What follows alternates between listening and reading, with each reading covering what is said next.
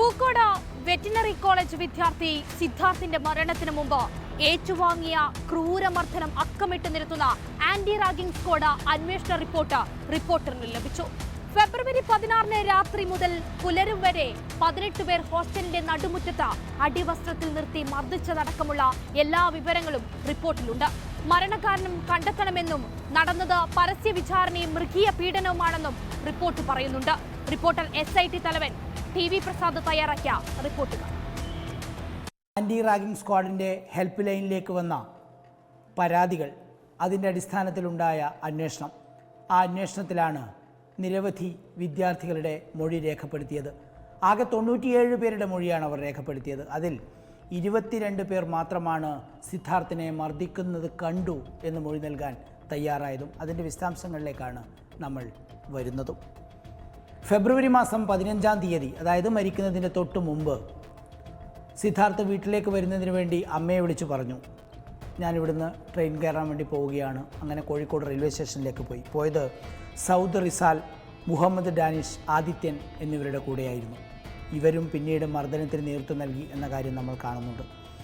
അങ്ങനെ കോഴിക്കോട് റെയിൽവേ സ്റ്റേഷനിൽ എത്തുമ്പോഴാണ് 15-ന് രാത്രി രഹൻ ബിനോയ് എന്ന സഹപാഠിയുടെ കോള് വരുന്നത്.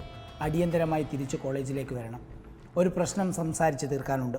അതിൻ്റെ പിന്നാലെ അഭിജിത്ത് മോഹൻ എന്ന വിദ്യാർത്ഥിയും സിദ്ധാർത്ഥിനെ വിളിക്കുകയുണ്ടായി. അങ്ങനെ 16-ന് രാവിലെ 8 മണിക്ക്, ഫെബ്രുവരി 16-ന് രാവിലെ 8 മണിക്ക് സിദ്ധാർത്ഥ് തിരിച്ച് കോളേജിലേക്ക് എത്തി.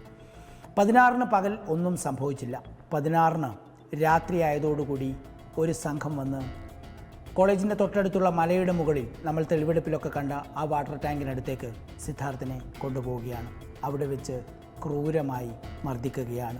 4 പേരാണ് ഇത് കണ്ടുവെന്ന് ഈ അന്വേഷണ കമ്മിറ്റി മുമ്പാകെ മൊഴി നൽകിയത്. ഇതിൽ സിൻജോ ജോൺ എന്ന വിദ്യാർത്ഥിയാണ് ഏറ്റവും ക്രൂരമായി സിദ്ധാർത്ഥിനെ മർദ്ദിക്കുന്നത്. അവിടെ നിന്ന് സിദ്ധാർത്ഥും ഈ വരുന്ന വലിയ സംഘം ആ വിദ്യാർത്ഥികളും ചേർന്ന് ഹോസ്റ്റലിൻ്റെ നടുമുറ്റത്തേക്ക് എത്തിക്കുകയാണ്.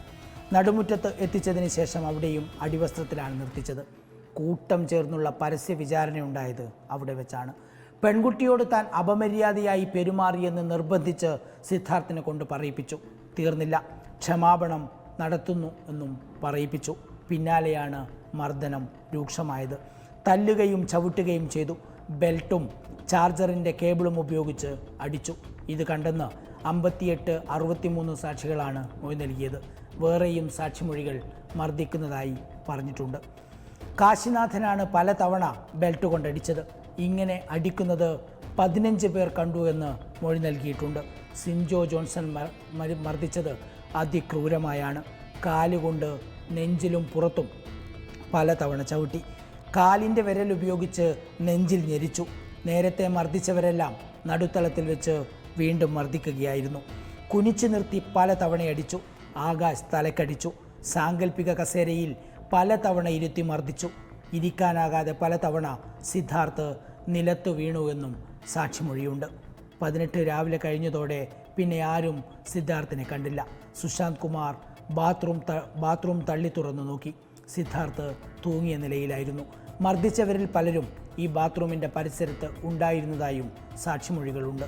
സിൻജോ ജോൺസൺ കുട്ടികളെ ഭീഷണിപ്പെടുത്തി. ഹോസ്റ്റലിൽ നടന്നത് ഒന്നും പുറത്തു പറയരുതെന്ന്. 130 പേരുള്ള ഹോസ്റ്റലിൽ ആകെ മൊഴി നൽകിയത് 97 പേർ മാത്രം.